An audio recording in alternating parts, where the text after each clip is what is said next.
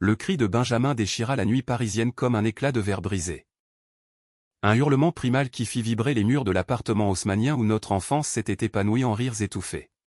« Tu n'es plus mon fils », rugit mon père.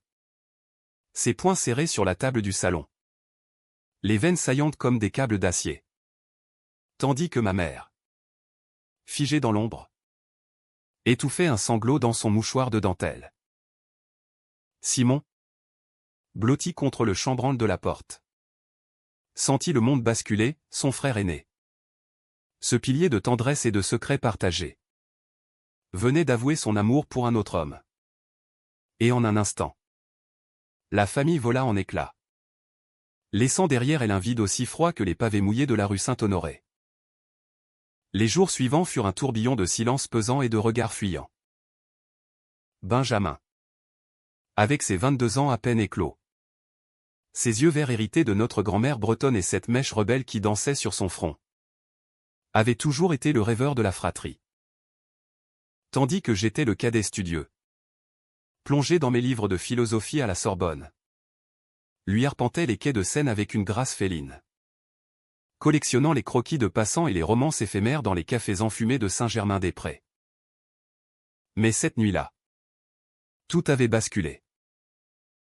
Père, cet homme de fer forgé par les usines Renault où il trônait en contremaître, ne pouvait concevoir que son héritier, son garçon parfait, porte en lui un amour qui défiait les normes bourgeoises de notre lignée protestante. Mère, avec sa douceur alsacienne, avait tenté de plaider, murmurant des versets bibliques tordus en une prière maladroite. Mais ces mots s'étaient noyés dans le tumulte. Benjamin n'avait pas pleuré. Pas devant eux. Il s'était redressé, la mâchoire crispée, et avait simplement dit, « Si l'amour est un péché, alors je préfère l'enfer à votre paradis vide. » Puis, il avait tourné les talons, gravissant les escaliers 4 à 4 jusqu'à sa chambre au dernier étage. Cette soupente aux poutres apparentes où nous avions partagé tant de nuits à chuchoter nos peurs d'adolescents. J'avais voulu le suivre. Mes pères m'avaient retenu d'une main lourde sur l'épaule, « Laisse-le. Il choisit son chemin. Et nous le nôtre. » Ce geste, censé être protecteur, m'avait brûlé comme une marque au fer rouge. Comment pouvais-je choisir? Benjamin était mon frère. Mon confident. Celui qui m'avait appris à voler un baiser volé dans les jardins du Luxembourg. Même si, à l'époque, je n'y voyais que de l'innocence enfantine. Le lendemain matin, l'appartement empestait le café amer et les regrets non dits. Benjamin descendit avec un sac à dos usé, ses croquis fourrés pêle-mêle dedans, et un air de défi qui masquait à peine la tempête en ses yeux. Je pars. Simon. J'ai trouvé une chambre dans le Marais. Un ami de la fac me sous-loue un studio rue des Rosiers. Sa voix était ferme. Mais je décelai le tremblement. Ce fil ténu qui retenait ses larmes. Le Marais. Ce quartier vibrant de galeristes et de librairies cachées, où les hommes comme lui ou comme nous, peut-être osaient respirer librement. J'avais lu des articles dans Le Monde sur ces ruelles de la liberté. Mais pour Benjamin, ce serait un exil forcé. Une chambre minuscule aux murs lézardés.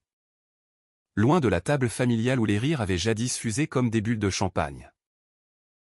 Reste, suppliai-je dans un souffle, en jetant un regard vers la cuisine où mère épluchait des légumes avec une mécanique désespérée. On peut se battre ensemble.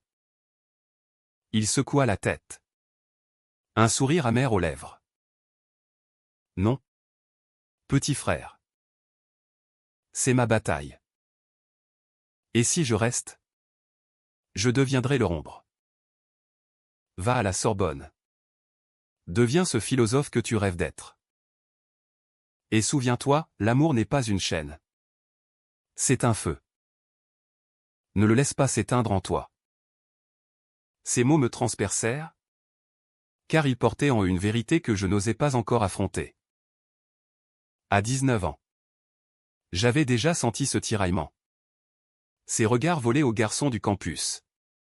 Ces nuits où mon corps s'éveillait à des désirs que les manuels de Sartre n'expliquaient pas. Mais Benjamin partit, claquant la porte d'entrée comme un point final à notre enfance. Les semaines qui suivirent furent un purgatoire.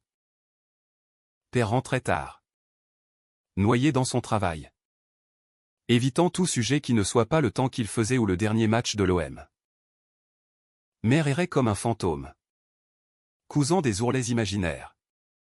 Et moi, je me réfugiais dans les amphis bondés, dévorant Camus et Foucault pour conjurer le vide. J'écrivais à Benjamin des lettres que je n'envoyais pas. Des pages entières où je lui confiais mes doutes. Mes peurs de n'être pas assez homme aux yeux de père. Es-tu heureux dans ta chambre? Manges-tu à ta faim? As-tu rencontré quelqu'un qui te fait sourire comme l'est le ver de soleil sur la tour Eiffel?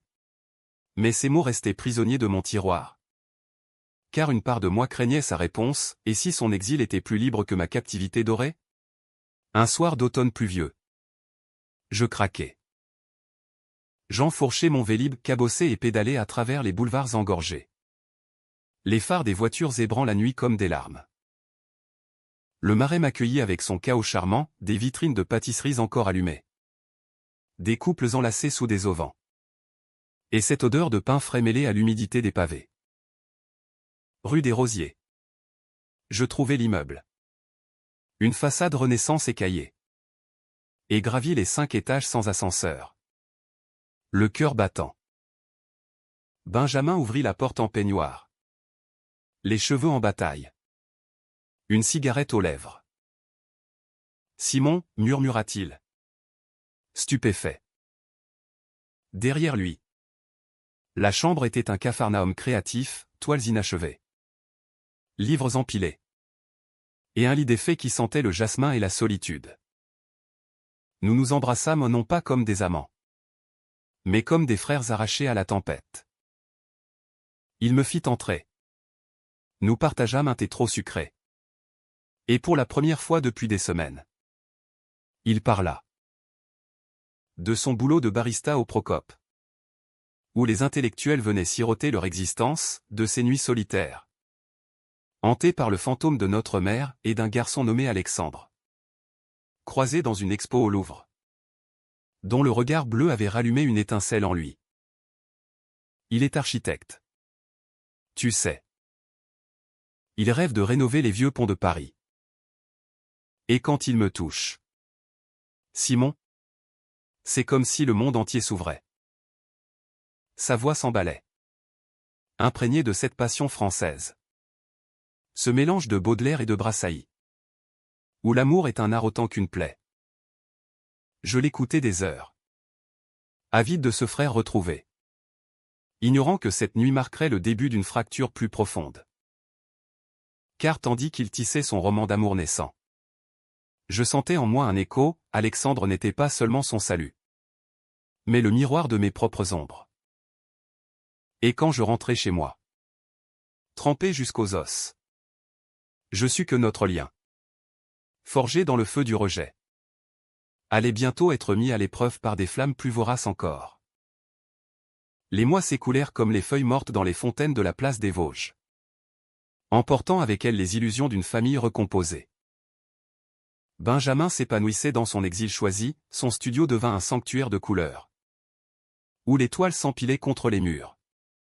Capturant l'essence fugace des amants parisiens, ses silhouettes enlacées sous la pluie. Ses baisers volés aux terrasses du café de Flore. Alexandre entra dans sa vie comme un rayon de soleil filtrant à travers les volets mi-clos, grands. Aux épaules larges taillées par des années de rugby universitaire. Avec un accent toulousain qui roulait comme un vin rouge corsé. Ils se rencontraient aux aubes tardives. Après les shifts de Benjamin au café. Pour des promenades le long du canal Saint-Martin. Où les péniches grinçantes berçaient leurs confessions. Il me comprend. Simon? Me confia-t-il un soir. Alors que nous sirotions des pastis dans un bistrot exigu du Marais. Pas comme ces types qui voient en moi un trophée exotique. Alexandre? Il voit l'artiste? Le garçon qui a fui un foyer pour embrasser le monde. Ses yeux brillaient. Et je hochai la tête, feignant l'enthousiasme. Mais une pointe acérée me transperçait le ventre. Car Alexandre, cet homme charismatique aux mains calleuses d'architecte, m'avait souri lors d'une de nos rares soirées à trois à un dîner improvisé dans la chambre de Benjamin, où le vin coulait librement et les rires fusaient comme des feux d'artifice. Son sourire, direct et complice, avait effleuré quelque chose en moi. Un désir naissant que je repoussais comme une marée montante. De mon côté, la Sorbonne était un labyrinthe de savoirs arides, où les débats sur l'existentialisme masquaient mal mes tourments intérieurs. Père, dans sa rigidité grandissante, m'avait promu héritier involontaire, tu es l'avenir de cette maison. Simon, ne commets pas les erreurs de ton frère. Ces mots, lancés comme des flèches lors des dîners silencieux, me clouaient au pilori. Mère, elle, s'effritait, ses migraines s'espacèrent en visites furtives au marais, sous prétexte d'acheter des fromages au marché des enfants rouges. Elle revenait les mains vides, le cœur chargé de nouvelles chuchotées, ton frère va bien. Mais il est si maigre. Et c'est Alexandre. Il a l'air gentil. Mais les amours de jeunesse. Je hochai la tête, ravalant ma jalousie naissante. Car Alexandre n'était pas seulement l'amant de Benjamin, il était le symbole de cette liberté que j'enviais secrètement. Un après-midi de printemps. Alors que les cerisiers du jardin des Tuileries explosaient en pétales roses. Je croisai Alexandre seul, attablé à une terrasse près du Pont-Neuf. Il dessinait des esquisses de ponts futuristes, son crayon dansant avec une précision sensuelle. Simon, viens t'asseoir. Benjamin est en retard. Comme d'hab. Sa voix était chaude, invitante. Et je m'assis, maladroit, les paumes moites. Nous parlâmes d'architecture lui. Passionné par les courbes de Le Corbusier, moi. Évoquant les cathédrales gothiques comme métaphore de l'âme fracturée. Mais sous les mots, un courant souterrain, ses yeux s'attardaient sur mes lèvres. Et quand il rit à une de mes blagues maladroites, sa main effleura la mienne. Un contact électrique qui me fit frissonner. Tu sais, dit-il en allumant une gauloise. Ton frère est chanceux de t'avoir. T'es comme son encre. Dans cette mer de doute. Je rougis, balbutiant une réponse. Mais il se pencha plus près. Son souffle m'intolait, et toi? Simon? Qu'est-ce qui t'ancre? La question me désarma. Je pensais à mes nuits solitaires. À ces rêves où des corps anonymes se mêlaient aux miens dans l'ombre des dortoirs étudiants. Les livres? Mentis-je. Et Benjamin? Il sourit. Un sourire qui promettait des secrets. Et quand Benjamin arriva enfin, essoufflé d'un cours de dessin, l'instant s'évapora. Mais il avait planté une graine. Une tentation qui germait dans le silence de ma chambre familiale. L'été apporta la première fissure. Benjamin m'invita à une fête dans un loft du Marais. Une soirée underground où les artistes queer de Paris se pressaient comme des papillons de nuit autour d'une flamme interdite. L'air vibrait de house music et de parfums épicés. Les corps se frôlaient dans une danse libérée. Alexandre était là. Torse nu sous une chemise ouverte. Dansant avec une grâce animale qui attirait tous les regards. Benjamin, jaloux mais fier, me tira dans un coin, regarde-le. Il est à moi. Simon. À nous. Nous trinquâmes à l'amour. Mais quand Alexandre m'entraîna sur la piste pour un slow improvisé. Sous les yeux mi-clos de mon frère. Le monde vacilla. Ses mains sur mes hanches étaient fermes. Possessives. Et je me laissai aller. Le cœur cognant au rythme des basses. La nuit se mua en brouillard d'alcool et de confession. Plus tard. Sur le balcon surplombant les toits de zinc. Alexandre m'embrassa. Un baiser bref. Fiévreux. Murmuré comme une trahison, pardon? Simon. C'est juste. Tu lui ressembles tellement. Je le repoussai. Le goût de ses lèvres sel et tabac gravé en moi comme un tatouage invisible. Benjamin. Ivre de joie. Ne vis rien. Mais moi. Je rentrai chez moi en titubant. Le ventre noué par la culpabilité.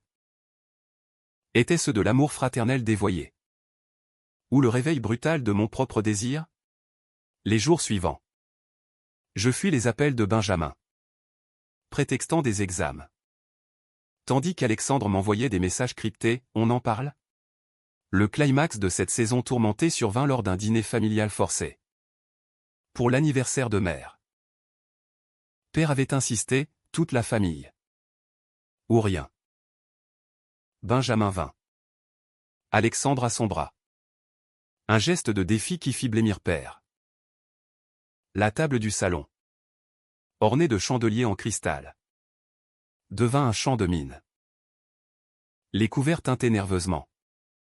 Et quand Alexandre, avec son franc-parler du Sud, osa complimenter les plats de mère, père explosa, et toi? L'architecte? Tu construis des nids pour ces perversions? Le silence tomba comme une guillotine. Benjamin se leva. Livide, c'est ça.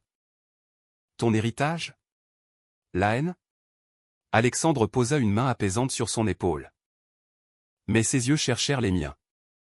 Un appel muet chargé de promesses brisées. Je ne pus me taire. Père. Arrête. Benjamin est ton fils.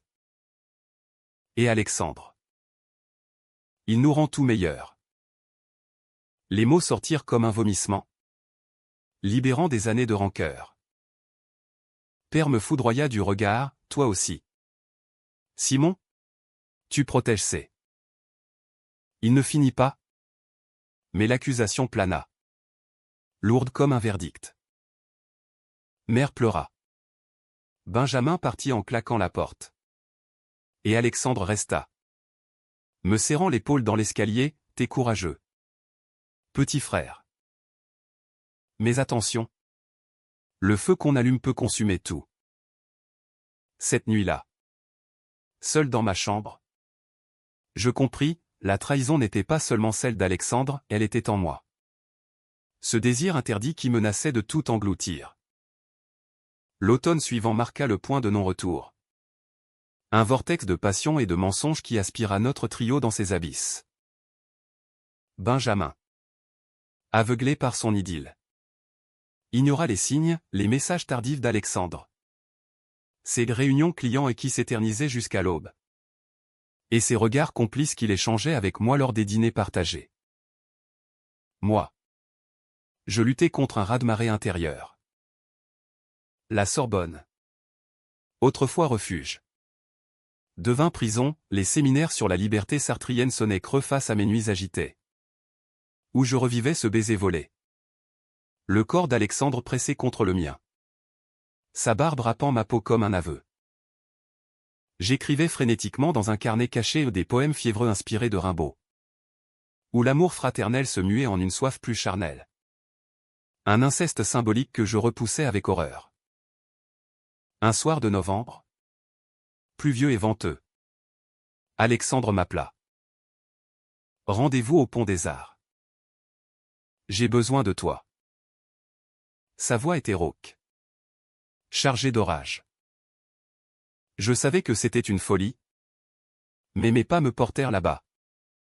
Sous les cadenas rouillés qui scellaient des amours éphémères. Il était adossé au parapet. Cigarette au bec. Les yeux cernés par l'insomnie. Benjamin soupçonne quelque chose. Murmura-t-il en m'attirant dans l'ombre d'un réverbère. Mais ce n'est pas ça. C'est nous. Simon. Depuis ce baiser. Je n'arrive plus à me mentir. Ses lèvres trouvèrent les miennes. Affamé. Et je cédai. Le dos contre le froid du métal.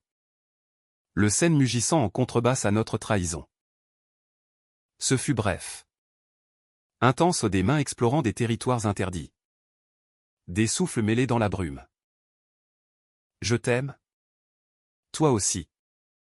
Avoua-t-il en se détachant. Les yeux brillants.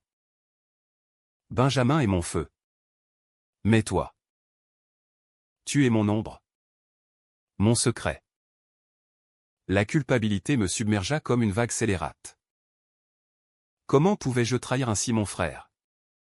Cet homme qui avait tout sacrifié pour être lui-même? Je rentrai en titubant, ignorant les appels de Benjamin, et m'enfermai dans une spirale de remords. Les jours devinrent des semaines de distance, je prétextais des deadlines universitaires. Éviter les cafés du Marais. Mais Alexandre insistait. Ces textos comme des lames, viens. On peut être discret. Pour nous trois. L'illusion d'un polyamour tordu. Une utopie queer drapée dans le mensonge. Mais je voyais clair, c'était de la possession. Un triangle vicieux où l'amour se nourrissait de douleur. Le dénouement éclata lors d'une exposition de Benjamin à la Galerie du Louvre des Antiquaires, son premier vernissage. Un triomphe modeste mais vibrant. Où ces toiles abstraites, imprégnées de bleu et de rouge passionné, attiraient une foule d'amateurs éclairés. J'y allais seul. Le cœur serré. Pour le soutenir. La salle bourdonnait de conversations feutrées. De verres de Sancerre qui tintaient comme des promesses. Benjamin. En chemise blanche impeccable. Rayonnait. Alexandre à ses côtés. La main possessive sur sa taille. Mais quand nos regards se croisèrent, l'air crépita. Où étais-tu passé? Demanda Benjamin. Mi-souriant. Mi-reproche. Des examens? Mentis-je. Mais je suis là maintenant. Alexandre s'éclipsa discrètement. Et nous nous isolâmes dans une salle adjacente. Entourée de sculptures romaines muettes. C'est là que tout bascula. Une amie de Benjamin. Une curatrice aux lèvres carmin. S'approcha avec un air navré, félicitations. Ben. Mais. J'ai vu Alexandre tout à l'heure. Au bar du Ritz? Avec un jeune homme. Ils avaient l'air intime. Les mots tombèrent comme un couperet. Benjamin pâlit. Son verre tremblant dans sa main. Non. C'est impossible. Il m'a dit qu'il avait une réunion. Mais le doute s'insinua. Venimeux. Et il me traîna dehors. Dans la nuit parisienne. Élant un taxi pour le Marais. Moi.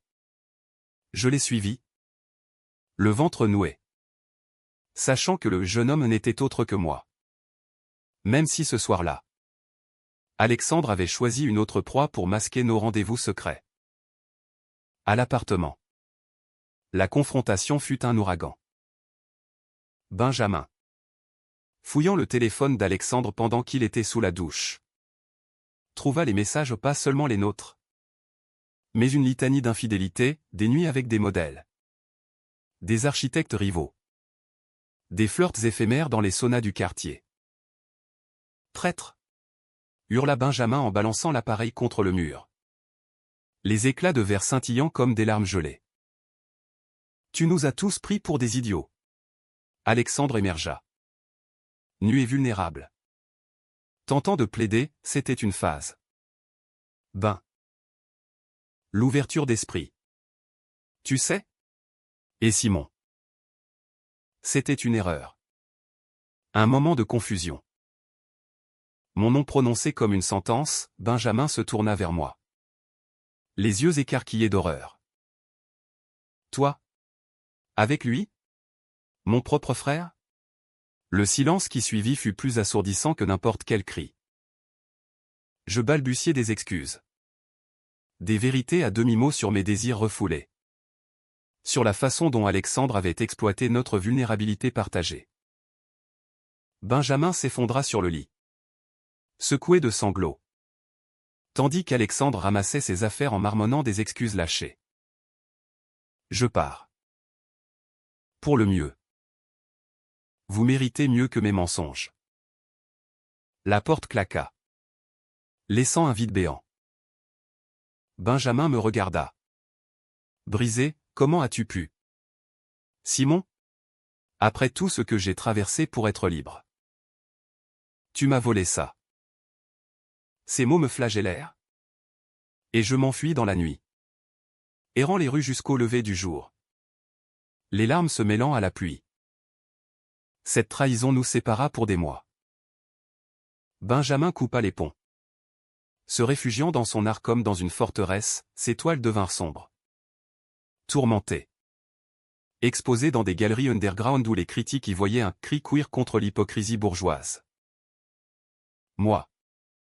Je sombrerai dans une dépression silencieuse.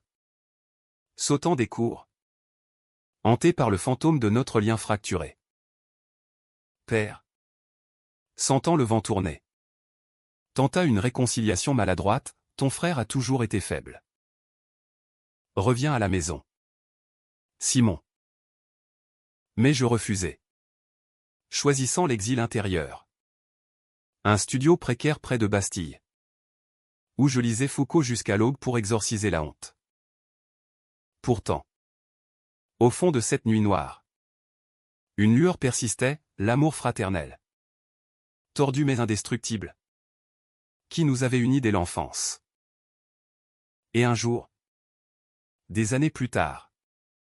Cette lueur deviendrait le fil qui nous retisserait. Les années s'étirèrent comme un accordéon mélancolique. Pliant et dépliant les saisons en un kaléidoscope de regrets et de renaissance. Paris. Cette grande séductrice aux 1000 visages. M'avala tout cru, après l'université. Je trouvai un poste modeste de correcteur chez Gallimard. Relisant des manuscrits qui parlaient d'amours impossibles tandis que le mien, ce chaos triangulaire, pourrissait en silence. Benjamin. De son côté. Grimpa les échelons de l'art contemporain, ses expositions s'enchaînaient. De la FIAC au centre Pompidou. Où ses toiles, imprégnées de cette rage queer à la Mapplethorpe, attiraient collectionneurs et critiques. On le voyait dans Libération. Portraituré en icône torturée. Le peintre du désir banni. Mais derrière les flashs. Il était seul, Alexandre avait filé vers Marseille. Emportant avec lui des fragments de nos âmes. Et Benjamin refusait les avances. Barricadé dans sa chambre du Marais. Désormais un atelier spacieux financé par des mécènes italiens. Nous ne nous parlâmes pas pendant 3 ans. 3 années de lettres non envoyées. De passages furtifs devant sa galerie où je m'arrêtais. Anonyme dans la foule. Pour le voir sourire à des acheteurs. 3 années où je sortis de ma coquille. Explorant timidement la scène gay parisienne, des bars comme le Cox. Où les corps dansaient sans chaîne. Et des thérapies de groupe au centre LGBT. Où j'appris à nommer mon désir sans le lier à la trahison. J'eus des amants éphémères, un étudiant en cinéma aux yeux de biche. Un professeur d'histoire aux mains sages, mais aucun ne combla le vide laissé par Benjamin. Père mourut d'une crise cardiaque lors d'une grève à l'usine. Un événement c'est comme un point-virgule dans notre histoire, mère. Veuve éplorée. Me supplia de contacter mon frère pour l'enterrement. Il est ta famille. Simon. Le sang ne ment pas. Je cédai. Une lettre simple. Posée sur la table de la chambre familiale lors des funérailles, père est parti. Viens. Si tu peux. Pour elle. Pour nous. Il vint. Silhouette élancée en manteau noir. Les traits durcis par le temps mais les yeux toujours verts. Profond comme la Loire en crue. Nous ne nous embrassâmes pas, un hochement de tête. Chargé d'années. Suffit. Mère pleura dans ses bras. Et pour la première fois depuis la nuit fatidique. Nous partageâmes un repas, un pot-au-feu fade. arrosé de silence. Il n'a jamais compris, murmura Benjamin en fixant son assiette. Mais il t'aimait. À sa façon. Je hochai la tête, la gorge nouée. Cette nuit-là, après le départ de mère, nous marchâmes le long de la Seine. Les lumières de Bercy dansant sur l'eau comme des souvenirs flottants. Je t'ai haï. Avouai-je enfin. Sous le pont de la Concorde. Pour Alexandre. Pour tout. Mais c'était ma haine de moi-même. Ben. J'étais perdu. Terrifié par ce que j'étais. Il s'arrêta. Allumant une cigarette d'une main tremblante. Moi aussi. Simon. J'ai peint des toiles entières sur cette douleur aux des frères enlacés dans des flammes. Des amours brisés comme des miroirs. Mais la haine. Elle nous ronge plus que le rejet. Père m'a chassé. Alexandre m'a trahi. Et toi? Tu étais mon miroir. Voir en toi le reflet de mes faiblesses. C'était insupportable. Ces mots, nus et poétiques, dissolurent les barrières. Nous pleurâmes. Là, sur les quais déserts. Un duo de survivants queer forgés dans le feu de l'exil. De cette réconciliation naquit une amitié fragile. Tissée de cafés dominicaux et de confessions tardives. Benjamin m'introduisit à son monde, des dîners avec des artistes trans aux Galeries Lafayette. Des vernissages où les corps nus sur toile défiaient les tabous. Il avait changé au plus sage. Tatoué d'un arc-en-ciel discret sur l'avant-bras. Symbole de résilience. J'ai rencontré quelqu'un. M'annonça-t-il un soir. Au printemps suivant. Dans son atelier baigné de lumière rasante. Pas un amant fougueux comme Alexandre. Un homme calme. Un libraire du quartier latin nommé Julien. Il lit Verlaine comme personne. Et quand il me touche. C'est doux. Sans tempête. Je souris. Sincère cette fois. Car Julien, avec ses lunettes rondes et son pull en laine, apportait à Benjamin cette stabilité que nous avions tous deux cherchée en vain. Mais le destin, ce farceur cruel, réservait un dernier coup de théâtre. Lors d'une rétrospective de Benjamin au musée d'Orsay, Alexandre réapparut au plus soigné. Entrepreneur à succès dans l'immobilier niçois. Marié à une femme trophée pour apaiser sa famille conservatrice. Il s'approcha de nous lors du cocktail. Champagne en main. Un sourire carnassier, Benjamin. Simon. Le temps file. Vous êtes magnifique. Son regard glissa sur moi. Chargé de souvenirs interdits. Et sur Benjamin. Teinté de regret. Félicitations pour l'expo. Tes toiles. Elle me rappelle nos nuits. Benjamin se raidit. Mais je vis la faille, cette vieille attirance. Ce poison sucré. La confrontation fut privée. Dans les couloirs lambrissés du musée. Alexandre plaida, j'ai changé. Laisse-moi me racheter. Un dîner. Pour l'ancien temps? Benjamin hésita. Et je sentis la jalousie ressurgir. Non plus charnelle. Mais protectrice. Non. Dis-je fermement. Posant une main sur l'épaule de mon frère. Tu as trahi une fois. Laisse-le guérir. Alexandre ricana.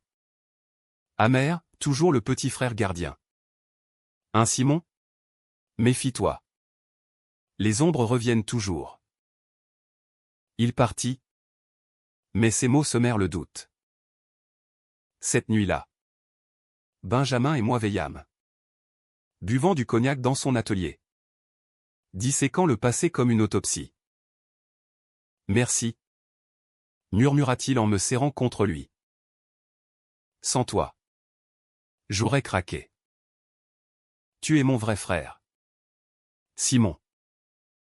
Mon amour pur. Julien entra dans nos vies comme une brise d'été, stabilisant Benjamin sans l'étouffer. Il voyageait un week-end à Deauville, où les vagues normandes lavaient les cicatrices, un atelier partagé à Montmartre, où Julien lisait à voix haute pendant que Benjamin peignait. Moi. Je trouvais un équilibre précaire, une promotion à Gallimard. Un petit ami nommé Théo. Un danseur au opéra, dont les pirouettes masquaient une tendresse infinie. Mais la vraie renaissance fut notre lien, des dimanches à brocanter au puce de Saint-Ouen. Des rires partagés sur des souvenirs d'enfance. Et cette compréhension muette que l'amour queer, en France ou ailleurs, est un acte de rébellion humaniste. Pourtant, l'ombre d'Alexandre planait encore. Un écho distant qui menaçait de ressurgir. L'hiver 2025 enveloppa Paris d'un manteau de givre, transformant les boulevards en scènes de cartes postales mélancoliques, où les flocons dansaient comme des confettis d'adieu. Benjamin et Julien s'étaient installés dans un appartement plus grand, rue de Birague, avec vue sur la place des Vosges, un nid d'amour où les livres de Julien côtoyaient les toiles de Benjamin, et où je venais souvent, apportant des bouteilles de Bordeaux et des histoires de mes nuits avec Théo. Notre fratrie, jadis brisée, s'était recousue en un tissu plus fort, tissé de pardon et de vérité dite à demi-voix. Père était un fantôme apaisé. Mère une ombre joyeuse qui tricotait des écharpes arc-en-ciel pour ses petits-enfants imaginaires. Mais le passé, ce chien fidèle, revint hanter nos pas sous la forme d'Alexandre. Il contacta Benjamin par un email anodin, « Félicitations pour ta dernière expo à Venise. Je suis en ville pour affaires. Un café ?» Pour clore le chapitre. Benjamin, fort désormais, refusa poliment. Mais l'ombre s'insinua, des nuits d'insomnie, des toiles noircies par un doute renaissant. Julien, sage comme un moine bénédictin, le rassura, le passé est un pont effondré. Mon amour, ne le reconstruis pas. Moi. Alerté par un appel paniqué de Benjamin, accouru au marais. Théo sur les talons au mon ancre. Ce danseur aux cuisses d'acier et au cœur de velours qui m'avait appris à twister avec la vie. Nous formions un quatuor improbable ce soir-là. Attablés au comptoir du relais. Sous les lambris art déco, Benjamin et Julien. Enlacés comme des vignes, Théo et moi. Riant de nos anecdotes triviales. Mais quand Alexandre entra, flanqué d'un assistant guindé, l'air se chargea d'électricité statique. Il s'approcha. Costume sur mesure. Cheveux grisonnants élégamment. Un sourire de requin affamé. Quelle coïncidence charmante. Toute la famille réunie. Son regard balaya la table, s'attardant sur moi avec une familiarité empoisonnée. Benjamin se raidit. Mais Julien posa une main ferme sur la sienne. Que voulez-vous, Alexandre? La confrontation fut un balai cassé achetine, digne d'un film de Truffaut aux mots aiguisés comme des scalpels. Silence lourd comme des rideaux de velours. Alexandre plaida la rédemption, j'ai divorcé. Réalisé mes erreurs. Benjamin. Tu étais la lumière de ma vie? Et Simon. Il se tourna vers moi. La voix mielleuse. Toi. Le feu caché. Laissez-moi une chance de réparer. Le mensonge était palpable. Une toile d'araignée tissée de regrets faux. Benjamin explosa enfin. Sa voix un crescendo wagnérien, réparer? Tu m'as brisé. Nous a brisé. Ton amour était une cage dorée. Et maintenant? Tu reviens comme un vautour. Pars. Avant que je ne te peigne en noir sur mes toiles. Alexandre rit. Un rire creux. Mais ses yeux trahirent la fureur. Vous êtes tous les mêmes, des idéalistes queer qui se noient dans leur drame. Simon? Dis-leur. On avait quelque chose. Non. Je me levai. Le cœur battant. Théo serrant ma main sous la table. C'était une illusion. Alexandre. Une trahison déguisée en passion. Aujourd'hui. Je choisis la vérité, mon frère. Mon amour. Ma vie. Les mots sortirent fluides. Libérateurs. Et pour la première fois, je vis Benjamin sourire d'un sourire pur. Fraternel. Teinté de fierté. Alexandre haussa les épaules. Tourna les talons. Et disparut dans la nuit parisienne. Un fantôme chassé par la lumière collective. Cette victoire, modeste mais profonde, c'est la nôtre renaissance. Des mois plus tard, au printemps, Benjamin et Julien se marièrent civilement dans un petit hôtel de Provence où une cérémonie intime sous les oliviers. Où mère versa des larmes heureuses. Et où Théo et moi dansâmes jusqu'à l'aube. Nos corps entrelacés comme des racines. Benjamin me prit à part. Lors d'un toast au pastis, merci. Simon. Sans toi, je serais resté dans cette chambre sombre. Après le rejet. Tu m'as ramené à la vie. Je l'étreignis. Sentant nos cœurs battre à l'unisson, et toi. Tu m'as appris à aimer sans peur. Nous sommes des frères. Ben. Dans tous les sens du terme. La vie. Ensuite. S'écoula en un rythme humaniste. Teinté de cette résilience américaine, ce rêve de poursuite du bonheur. Transplanté sur les rives de la Seine. Benjamin exposa à New York. Invitant Julien et moi à le rejoindre, nous arpentâmes Manhattan comme des conquérants. Riant des contrastes entre les lofts skyscrapers et nos mansardes parisiennes. Théo et moi adoptons un chat errant. Un sphinx nu comme nos âmes mises à nu. Et je publiai un recueil de poèmes. Frères de feu. Dédié à Benjamin, des vers sur l'amour queer comme un phénix. Renaissant des cendres du rejet. Un soir d'été. Assis sur un banc des Tuileries. Benjamin et moi regardâmes le soleil se coucher sur le Louvre. Orangé et serein. Des années plus tard. Notre rencontre, murmura-t-il. Écho à ce titre que j'imaginais pour nos vies. Et regarde-nous, entiers. Je hochai la tête, la gorge serrée par l'émotion. Car dans cette ville de lumière, où l'amour avait été banni puis célébré, nous avions forgé un humanisme profond, celui qui pardonne. Qui aime sans possession. Qui transforme la trahison en pont vers la liberté. Et tandis que les amants passaient, enlacés, je sus que notre histoire, dramatique et romantique, n'était pas une fin, mais un commencement éternel.